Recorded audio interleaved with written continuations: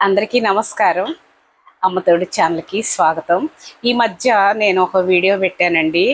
డబ్బెందుకు నాకు నా కొడుకుండంగా అని చెప్పి, తర్వాత చివరికి అనాథ శవంలాగా మిగిలిపోయాడాయన.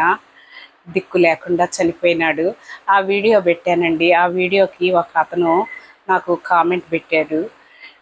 మరీ చుట్టాలు లేకుండా ఉంటారా? చుట్టాలు ఉంటారు కదా! ఎవరో ఒకళ్ళు అనేసి పెట్టాడండి.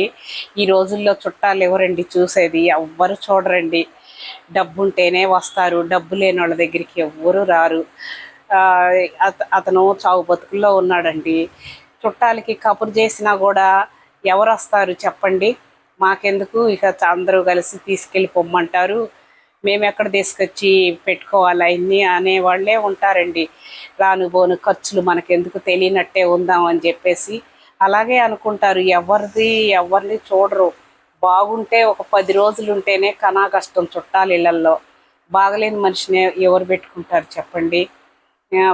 ఎవరైనా అంతేనండి. చుట్టాలు అనుకుంటాం కానీ ఎవ్వరు డబ్బు లేనిదే ఎవ్వరు కూడా దగ్గరికి కూడా రారు. ఇప్పుడు నేనే ఉన్నానండి. మేము 30 సంవత్సరాలు అయింది ఈ ఊరికి వచ్చి. 30 సంవత్సరాల నుంచి ఇక్కడే మేము సెటిల్ అయిపోయినాము. మా చుట్టాలందరూ ప్రకాశం జిల్లాలో ఉన్నారు.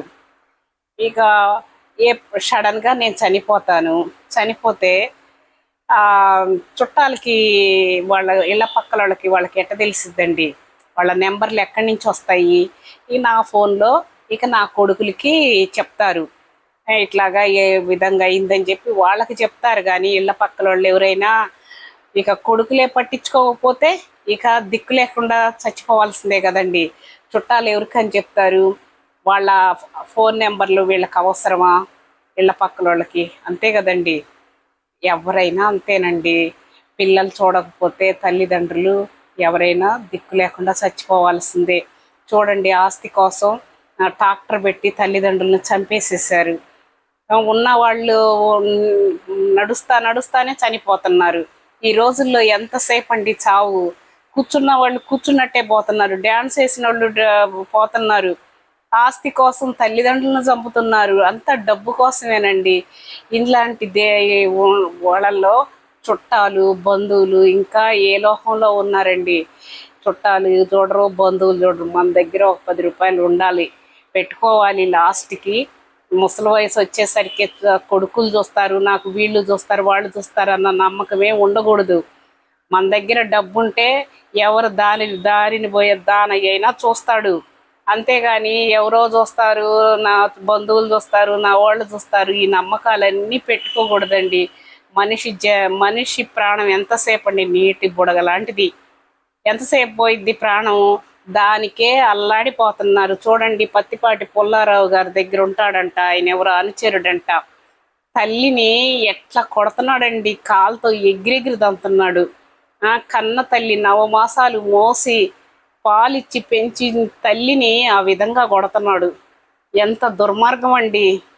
తుచ్చమైన ఆస్తి కోసం, డబ్బు కోసం కన్న తల్లిని, రక్త సంబంధాలని ఏమి చూడట్లేదండి. ఆ డబ్బేమొచ్చిద్ది? కావలసినంత పాపం వచ్చిద్ది. తల్లిదండ్రుల్ని చంపితే కావాల్సినంత పాపం వచ్చింది. డబ్బేమొచ్చింది వాడికి కానీ, వాడి భార్యకి కానీ ఏదన్నా పెద్ద జబ్బు వచ్చిందనుకోండి, ఒక క్యాన్సర్ ఏదో, ఎంత డబ్బు ఖర్చు అయిద్ది. అలాంటి దానికే ఎందుకు తల్లిదండ్రుల్ని చంపుకు తింటున్నారు? ఆవిడ్ని కొడుతుంటే నా కళ్ళమ్మకి నీళ్ళు వచ్చినాయండి. ఇస్సిరి నైట్ వేసుకొని ఉంది, పట్టుకొని ఇస్సిరి నూకాడు. పడిపోయిన ఆమె మీద కాళ్ళతో ఎగిరిగిరి తంతున్నాడు. ఎంత దుర్మార్గుడు! ఎంత దుర్మార్గం అండి! ఇవన్నీ చూస్తుంటే కళ్ళమ్మకి నీళ్ళు వస్తున్నాయి. బంధువులు చూస్తారు, వాళ్ళు చూస్తారు, వీళ్ళు చూస్తారు, ఏందో పిచ్చిగా కామెంట్లు పెడతారు. ఆలోచన ఉండదు. ఎవరు చూస్తారండి? బంధువులు లేరు, చుట్టాలు లేరు, పక్కాలు లేరు. ఎవరు బతికితే వాళ్ళే. ఎవరు బతికేదానికి వాళ్ళకి సరిపోతుంది.